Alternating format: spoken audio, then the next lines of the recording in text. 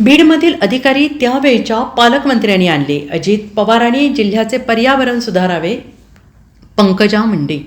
संतोष देशमुख माझा कार्यकर्ता होता, त्यामुळे त्याच्या कुटुंबियांना घेऊन भाषण देण्यापेक्षा त्यांना न्याय मिळणं महत्त्वाचं आहे आणि तीच माझी भूमिका आहे, असं राज्याच्या पर्यावरण मंत्री पंकजा मुंडे यांनी सांगितले. आपण गेल्या 5 वर्षांपासून बीडच्या राजकारणापासून दूर होतो, त्यामुळे सध्या जिल्ह्यात कार्यरत असणारे अधिकारी त्यावेळेचे पालकमंत्री आणि मुख्यमंत्र्यांनी आणलेले आहेत, असंही त्या म्हणालेल्या आहेत. तसेच अजित पवार आणि मुख्यमंत्री देवेंद्र फडणवीस हे बीडचे राजकीय पर्यावरण सुधारू शकतील, पंकजा मुंडे असं म्हणालेल्या आहेत. पर्यावरण खात्याचा पदभार घेतल्यानंतर त्या माध्यमांशी संवाद साधत होत्या आणि या प्रकरणात कोण आहेत हे मला माहीत नाही, मग मी कुणावर कसा आरोप करू. आरोपींना शिक्षा झालीच पाहिजे हे मुख्यमंत्र्यांनी सांगितलं आहे. संतोष देशमुख हा माझा कार्यकर्ता होता, त्याच्या कुटुंबियांना न्याय मिळाला पाहिजे अशी आपली भूमिका असल्याचं पंकजा मुंडे यांनी म्हटलेलं आहे.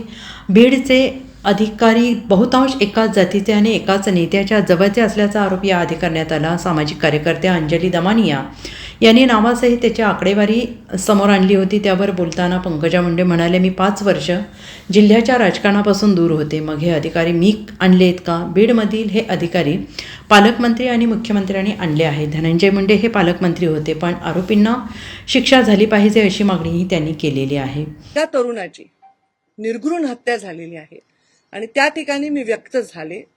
त्यावेळी SIT लावावी अशी मागणी केली.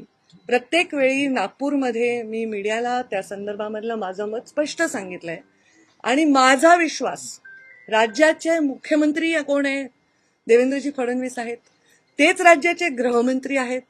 त्यांनी माझ्या विधानसभेच्या फ्लोअरवर उत्तर दिलं की ते यामध्ये पूर्ण तपास लावतील, कोणालाही क्षमा करणार नाहीत आणि कुठल्याही प्रकारच्या कोणाचंही कोणी कितीही ह्याच्यामध्ये इन्व्हॉल्व असेल, मोठा असेल, लहान असेल, हे पाहणार नाही. हे त्यांच्या तोंडचे वाक्य आहेत विधानसभेत. मी कॅबिनेटमधली एक मंत्री आहे. जेव्हा माझे मुख्यमंत्री विधानसभेच्या पवित्र फ्लोअरवर सांगतात की आम्ही याची चौकशी करू, ज्यांनी निर्घृण हत्या केली आहे त्यांना पकडू आणि त्यांना आम्ही कडक शिक्षा करू, तर मी त्याला परत त्या विषयाला सतत चालू ठेवणं, मला नाही वाटत की माझा उद्देश त्याच्यातनं सरळ स्पष्ट होतो. जर असं ते म्हणले तर आम्ही त्या तपासाबद्दल सकारात्मकता बाळगली पाहिजे, आम्ही त्यांच्यावर विश्वास ठेवला पाहिजे आणि त्यांनी विधानसभेच्या फ्लोअरवर सांगितल्यानंतरही जर आम्ही काहीतरी त्याचा विषय वाढवत असू किंवा मोर्चाच्या माध्यमातून आपण सरकारवरच प्रश्न आहे ना ते इनडायरेक्टली, तर माझ्या मनात जराही प्रश्नचिन्ह नाही की गृहमंत्री याच्यामध्ये कुठलीही कचुराई करतील. माझ्या मनात पूर्ण विश्वास आहे. तर मग मी रोज रोज या विषयावर बोलावं अशी माझी मानसिकता नाही. मला या विषयावर पूर्णपणे संवेदना माझ्या मनामध्ये आहे.